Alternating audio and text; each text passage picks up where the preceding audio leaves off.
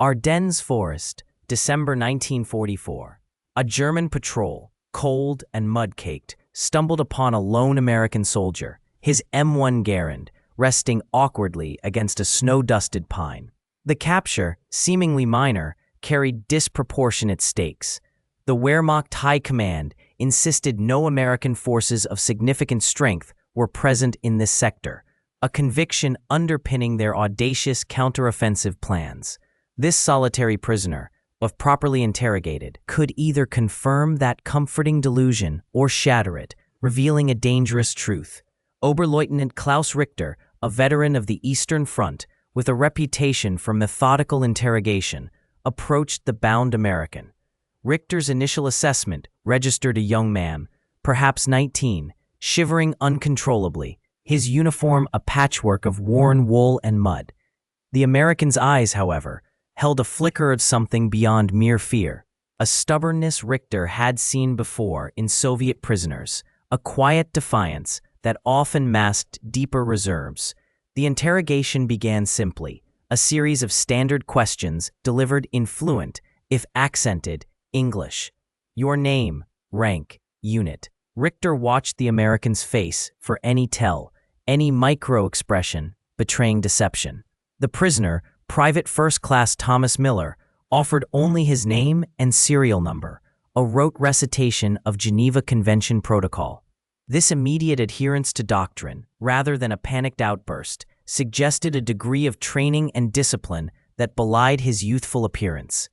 Richter's gaze drifted to Miller's equipment, meticulously examining the worn leather of his boots, the faint stencil of a unit designation on his haversack, obscured by grime, but still discernible as an infantry marking. The American's M1 rifle, now propped against a German half-track, showed the characteristic wear of extensive field use, its stock scarred, the bluing on the barrel worn thin. This was not a fresh recruit, nor a rear echelon soldier.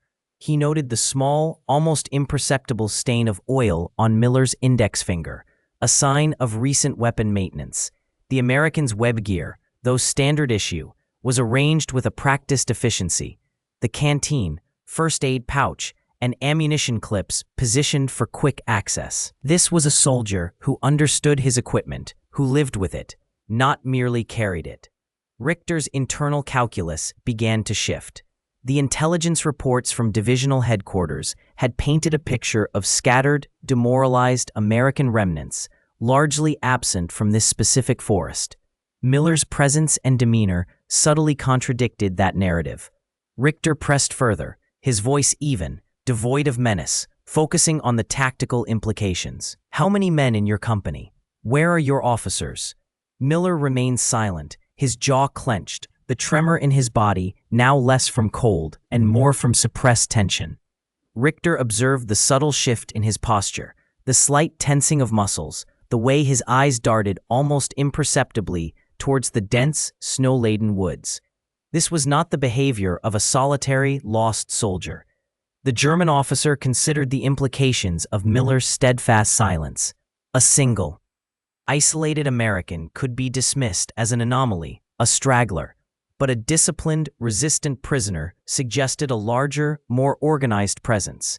The official line from the Führer's headquarters, echoed down the chain of command, was unequivocal: no Americans here. Richter, however, had learned to trust the granular details of the field more than the broad pronouncements from distant bunkers. The forest, silent and deep, seemed to hold its breath. The interrogator, a hauptmann with a neatly trimmed mustache and the Iron Cross ribbon on his tunic, leaned forward, his voice a low, even murmur. He held a small, tarnished silver cigarette case, offering one to the prisoner, who sat hunched on a wooden stool, hands bound loosely before him. The air in the makeshift interrogation room, a commandeered forester's hut, was thick with the scent of damp earth and stale tobacco. The American, a young private, his uniform still bearing the grime of the forest floor, shook his head, refusing the cigarette. His gaze, though tired, held a stubborn defiance. He had been captured only hours before, a lone figure stumbling through the undergrowth after a brief, sharp skirmish. His German captors, a reconnaissance patrol, had been surprised by his sudden appearance, but not nearly as surprised as they would be by the implications of his presence. "No Americans here," the private stated, his voice raspy, a slight tremor underlying the words. He repeated it, a mantra, whenever the Hauptmann pressed, whenever the question circled back to unit strength, to flanking movements, to the possibility of further American penetration into the dense woodlands. His denial was absolute, unwavering, despite the growing frustration etched on the faces of the German officers. They had found his identification tags, his M1 Garand rifle, the very American nature of his equipment undeniable. Yet he insisted he was an anomaly, a lost scout, a solitary mishap. The Hauptmann, consulting a field map spread across a rough-hewn table, traced a finger along the contours of the forest. Intelligence reports from the previous week had indicated no significant American presence this far east. The nearest known American lines were kilometers to the west, separated by several German strongpoints and a river crossing. This lone American, if his story were true, represented an isolated incident, a minor infiltration. If he was lying, however, the implications were severe, suggesting a much deeper and more dangerous advance. The interrogation continued for another hour, a meticulous probing of the private's movements, his unit's designation, the direction from which he had come. Each question met with the same resolute answer, the same denial of any supporting American forces. The German officers exchanged glances, a mixture of skepticism and a growing, uneasy acceptance of his narrative. It was easier to believe in a single lost soldier than to contemplate a silent, unseen American spearhead. A corporal entered, saluting crisply, reporting that the perimeter was secure, the forest quiet. The Hauptmann nodded, satisfied. He believed the American, or at least he allowed himself to be convinced. The risk of overreacting to a single, disoriented prisoner seemed greater than the risk of underestimating him. He made a mental note for the evening report. One American prisoner, likely isolated. No further enemy contact. The forest, for the moment, remained silent, holding its secrets close. The prisoner, a young man whose uniform was caked with the mud of the Ardennes, shivered slightly as he was led into the makeshift interrogation room. Oberleutnant Klaus Richter, his face etched with the fatigue of weeks of relentless fighting, watched him enter. Richter's adjutant, Feldwebel Schmidt, stood by the single flickering lantern, a pad and pencil ready. The air was cold, carrying the faint scent of pine and damp earth from outside the repurposed forester's lodge. Richter began in precise, unaccented English, inquiring about the prisoner's unit, his name, his mission. The American, though clearly frightened, maintained a defiant silence, his gaze fixed on a point beyond Richter's shoulder. This stubbornness, while expected, began to gnaw at the Oberleutnant. German intelligence reports from the previous weeks had consistently downplayed the American presence in this sector, painting a picture of exhausted, thinly spread units. The prisoner's boots, though worn, were of a type not commonly seen on the Eastern Front or in the familiar Western sectors. Richter noted the robust construction, the heavy-duty lacing, and the distinct lack of wear patterns consistent with prolonged marching through deep snow, suggesting a more recent deployment or a unit with better logistical support than anticipated. He gestured to Schmidt, who made a quick sketch of the boot's profile. Schmidt then produced a map, unfurling it across the rough wooden table. He pointed to a series of defensive positions, marked with red pencil, that their patrols had recently established. He asked the prisoner to identify his position relative to these markers. The American remained mute, but his eyes, for a fleeting moment, flickered towards a specific cluster of contours on the map, a dense patch of forest bordering a small, unnamed stream. Richter observed this subtle shift. The official line from high command was unambiguous. The American forces were in disarray, their morale broken, their offensive capabilities severely diminished. Yet, this prisoner, despite his youth, possessed a quiet resolve that contradicted the prevailing narrative. His presence here, deep within what was supposed to be a German-held zone, felt like a discordant note in an otherwise carefully composed symphony of victory. The interrogation continued for another hour, a slow, methodical probing that yielded little concrete information. Richter pressed on the question of American strength in the immediate vicinity, citing their own reconnaissance reports, which indicated only scattered elements. The prisoner offered no verbal response, but his posture, initially slumped, grew subtly more rigid with each denial of a significant American presence. It was not the defiance of a captured soldier, but something closer to a suppressed amusement, a silent disbelief in the German officer's pronouncements. The lantern light cast long, dancing shadows across the room, illuminating the dust motes swirling in the cold air. Richter found himself reviewing the prisoner's equipment again. The small, crudely fashioned dog tags, stamped with a serial number beginning with 37, indicated a relatively recent enlistment, likely within the last year. His field jacket, though stained, showed no signs of the prolonged wear and tear characteristic of troops who had endured the full brunt of the European campaign since D-Day. This was not a veteran of the Normandy beaches or the Hurtgen forest. Schmidt, meanwhile, was meticulously examining the prisoner's canteen. It was a standard-issue aluminum model, but the canvas cover bore a faint, almost entirely faded stencil. With a damp cloth, he carefully rubbed the fabric, and a partial unit designation, 28 INF, slowly materialized. This detail, though seemingly minor, caused a ripple of unease. The 28th Infantry Division, the Keystone Division, was known to be in the Ardennes, but their exact disposition and combat readiness had been a subject of considerable debate within German intelligence. Richter dismissed the prisoner, sending him back to the temporary holding cell. He then turned to Schmidt, his voice low. Feldwebel, our reports state there are no significant American forces in this immediate sector. Yet this man, he was not a straggler. He was part of something. The official narrative, so confidently asserted just hours earlier, now felt thin, almost brittle, in the face of the silent, knowing gaze of a single American soldier. The morning mist still clung to the undergrowth, a damp veil obscuring the deeper shadows of the Hurtgenwald as the patrol moved out. Lieutenant Klaus Richter led his 10-man squad, their boots crunching on the fallen leaves, each step a deliberate probe into the silence. Their orders were explicit: sweep the sector, confirm the absence of any lingering American presence, and report back by noon. The previous night's brief, violent exchange had been dismissed by regimental command as an isolated incident, likely a stray American reconnaissance element that had blundered into their lines and been quickly repulsed. Richter, however, felt a cold knot of unease in his stomach.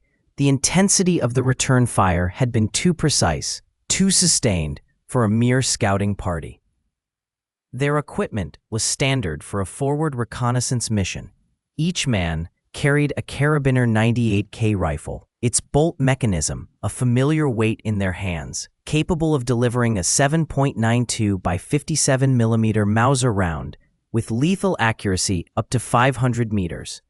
Two men carried MP-40 submachine guns, their cyclic rate of 500 rounds per minute offering a close-quarters advantage, while the squad's designated machine gunner humped an MG-42, a formidable weapon with a sustained fire rate of 1,200 rounds per minute. Its distinctive buzzsaw sound, a harbinger of overwhelming suppressive power.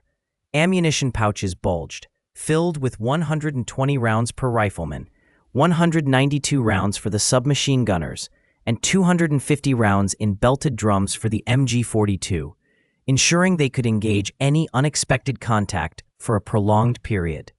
The patrol's movement was cautious, a stark contrast to the rapid advances of earlier campaigns.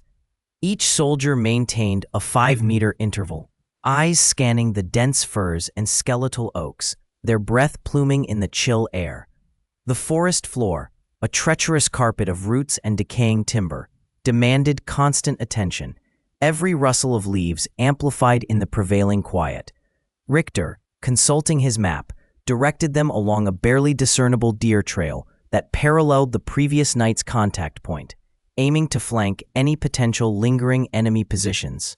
The regimental intelligence summary had indicated no significant American forces in this immediate area, merely scattered remnants of the 9th Infantry Division pushing west, a report that now felt increasingly tenuous. Their progress was slow, measured in tens of meters rather than hundreds. The oppressive canopy filtered the weak morning light, creating an eternal twilight that played tricks on the eyes, turning shadows into lurking figures. Richter signaled a halt, raising a gloved hand, his ears straining against the subtle sounds of the forest. A faint metallic clink, almost imperceptible, had reached him, not the natural creak of branches or the scurry of small animals. It was a sound out of place, an artificial note in the natural symphony of the woods, suggesting something heavier, something man-made, moving with deliberate caution. He deployed his men into a staggered line, their weapons held at the ready, safeties clicked off. The MG-42 was positioned to cover their front, its bipod legs extended, resting on a moss-covered log. The submachine gunners fanned out slightly, prepared for a close-range engagement should the contact materialize. The air grew heavy with anticipation, the silence deepening, broken only by the rapid thumping of their own hearts. The official narrative of an empty forest, a mere phantom encounter, dissolved in the face of this tangible tension, replaced by the primal certainty that they were no longer alone, that something was indeed waiting within the dark embrace of the trees. The patrol, now deeper into the dense undergrowth, moved with a practiced, if somewhat overconfident rhythm. The lead Unteroffizier, a veteran of the Eastern Front, held his MP-40 loosely, its folding stock a familiar weight against his hip.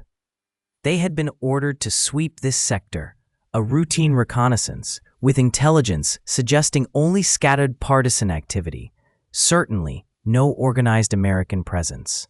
The forest floor, a tapestry of decaying leaves and exposed roots, muffled their boots, yet the snap of a dry twig under a heavy step occasionally punctuated the quiet. The air grew colder, the scent of damp earth and pine needles more pronounced as they descended into a shallow ravine. Visibility, already poor beneath the thick canopy, diminished further, creating a tunnel-like effect where shadows danced and shifted with every gust of wind. Ahead, a cluster of ancient oaks formed a natural amphitheater, their gnarled branches reaching out like skeletal fingers.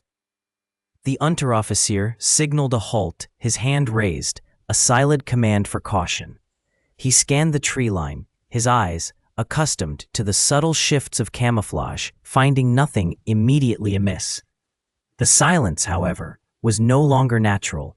It was a void, an absence of the usual forest sounds, no birdsong, no rustling of small animals. Suddenly, a single, sharp crack split the air, followed by the distinctive rapid thump, thump, thump of a Browning automatic rifle. The initial burst, a mere 3 rounds, tore through the chest of the Unteroffizier, dropping him instantly. Before his body even hit the ground, the forest erupted. A coordinated volley of fire, a cacophony of M1 Garens, M1 carbines, and at least 2 more BARs poured from concealed positions. The German patrol, caught completely by surprise, scattered instinctively. The methodical bursts of the BARs, each delivering 20 rounds of .30-06 ammunition at a cyclic rate of 500 to 600 rounds per minute, ripped through the thin uniforms and flesh of the exposed soldiers. These weapons, designed for sustained assault, were now being employed with devastating precision in a static ambush role. The heavy jacketed projectiles, each weighing approximately 150 grains, struck with immense kinetic energy, felling men with brutal efficiency. Damage reports filed later by surviving German units would indicate that within the first 30 seconds, 5 of the 12-man patrol were incapacitated, 2 fatally. The sheer volume of fire, concentrated from multiple angles, created a kill zone from which escape was nearly impossible. The American positions, expertly dug and camouflaged, offered almost complete concealment, making return fire largely ineffective. The ambush was not merely a chance encounter, it was a deliberate, well-executed trap. The surviving Germans, disoriented and under heavy fire, found themselves pinned down, their initial boasts of an empty forest dissolving into a desperate struggle for survival.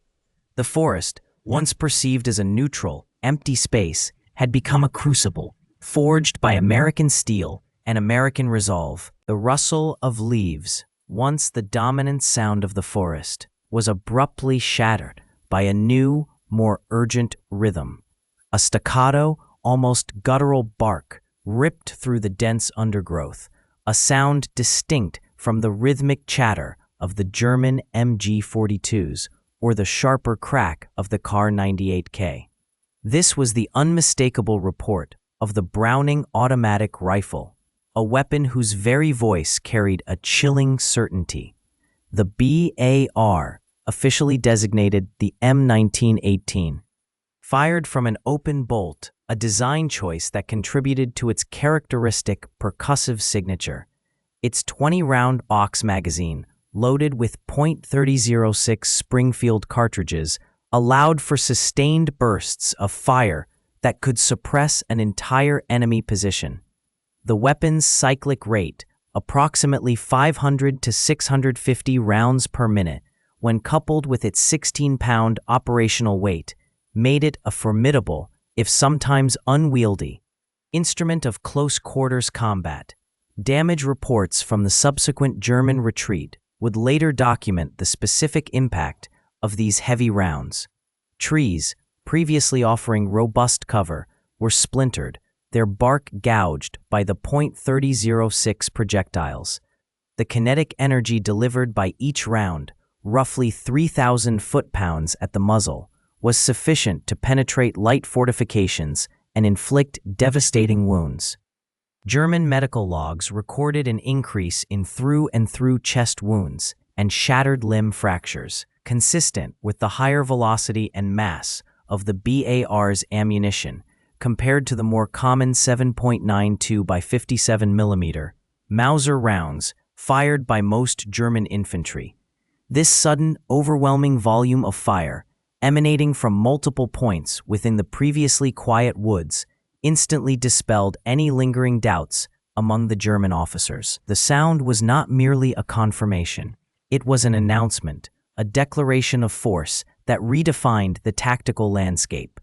The American presence, previously dismissed as unlikely or isolated, was now undeniable, a concentrated and aggressive spearhead. The belief that only scattered patrols or recon elements were operating in the sector evaporated under the weight of the sustained automatic fire. The forest, which had offered concealment and a false sense of security, now pulsed with the raw energy of battle. The German lines, previously confident in their assessment of the empty woods, found themselves enveloped by an unseen, yet audibly devastating, American advance. The initial dismissals, the confident pronouncements of an absence of American forces, dissolved into the chaotic reality of a full-scale engagement.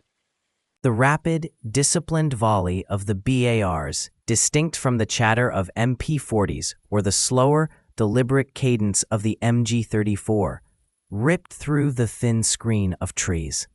For Oberleutnant Klaus Richter, the sound was an immediate, chilling confirmation of what his patrols had dismissed as impossible. The American Browning automatic rifle, firing its .3006 Springfield cartridge at a cyclic rate of 500 to 650 rounds per minute, was not merely a weapon. It was an acoustic signature, a declaration of presence that shattered the carefully constructed illusion of an empty sector. The initial reports from his forward scouts had been dismissive, describing fleeting shadows and the distant snap of twigs as deer or local partisans. Richter himself had reviewed the reconnaissance logs, noting the absence of heavy vehicle tracks or the telltale refuse of a large-scale encampment. His maps, meticulously updated from aerial photography and local intelligence, showed no significant Allied concentrations within a 30-kilometer radius of the forest's edge. The prevailing belief, reinforced by intercepted radio traffic and prisoner interrogations from other sectors, was that American forces were consolidating further west, preparing for a thrust elsewhere. Yet the sustained, heavy volume of fire now erupting from the tree line, coupled with the distinct thud of M1 Garand rifles joining the chorus, painted a starkly different picture. Damage reports from the lead elements of his company, relayed by frantic radio operators, spoke of multiple casualties and an unyielding curtain of fire. The tactical assessment, previously centered on a localized partisan skirmish or a probing British patrol, shifted violently. This was a coordinated, well-equipped infantry assault, executed with the aggressive precision characteristic of American units. The strategic implications rippled through Richter's mind with the speed of the incoming rounds. If American forces had infiltrated this deeply, bypassing established defensive lines and observation posts, it meant a profound intelligence failure on their part, or a brilliant deception on the enemy's. The forest, once considered a natural barrier and a secure flank, was now a conduit for a potentially devastating thrust. Their carefully planned counterattack, intended to clear the sector of residual resistance, was now dangerously exposed to an unexpected and formidable foe. The German command structure, reliant on a rigid hierarchy of information and verification, would struggle to absorb this sudden, inconvenient truth. The prevailing narrative that the Americans were elsewhere had been too deeply ingrained, too comforting. This unexpected engagement, far from being a minor skirmish, threatened to unravel the entire operational premise for the sector, demanding an immediate, costly reallocation of resources and a brutal reevaluation of their strategic posture. The forest, now alive with the roar of battle, had become a crucible of their miscalculation. The sudden burst of automatic fire from the tree line shattered the morning's deceptive calm. German officers, previously convinced of the sector's quietude, now faced the undeniable evidence of American presence. The initial capture of the four-man patrol, a seemingly minor incident, had inadvertently triggered a larger, far more violent engagement than anyone on either side had anticipated. The M1918 Browning automatic rifles, or BARs, delivered a sustained, heavy volume of fire, their distinctive cyclic rate of approximately 500 to 650 rounds per minute, tearing through the undergrowth. Each weapon, weighing 16 pounds unloaded, discharged .3006 Springfield cartridges from a 20-round detachable box magazine, a formidable individual firepower advantage over the standard German K98K bolt-action rifle. The sudden concentration of these weapons, likely 2 to 3 per American squad, created a localized storm of lead that pinned down the forward German elements. Unit after-action reports from the 3rd Fallschirmjäger Division later detailed the unexpected ferocity of the American counterattack. The German advance, initially a probing action by a reinforced company of 150 men, encountered resistance from an estimated American platoon of 30 to 40 personnel, yet the volume of fire suggested a much larger force. This disparity in perceived strength versus actual numbers underscored the BAR's psychological impact and its effectiveness in a defensive ambush. The German command, having dismissed earlier intelligence of American patrols as isolated incidents, now had to rapidly reassess the strategic landscape. The forest, once considered a secure flank, had become a contested zone, threatening the integrity of their defensive line. The unexpected American aggression forced a redeployment of reserves, drawing critical assets away from other sectors where they were already thinly stretched. The engagement, initially a small skirmish over a captured patrol, escalated into a company-sized firefight lasting over 2 hours, consuming nearly 20,000 rounds of mixed German and American ammunition, according to expended ordnance surveys. The sound of the BARs, a staccato roar, echoing through the trees, served as an audible declaration of American intent and capability, a sound that would become increasingly familiar across the Western Front. The initial German casualty count, documented in a regimental medical log, listed 17 wounded and 5 killed in the first hour of contact.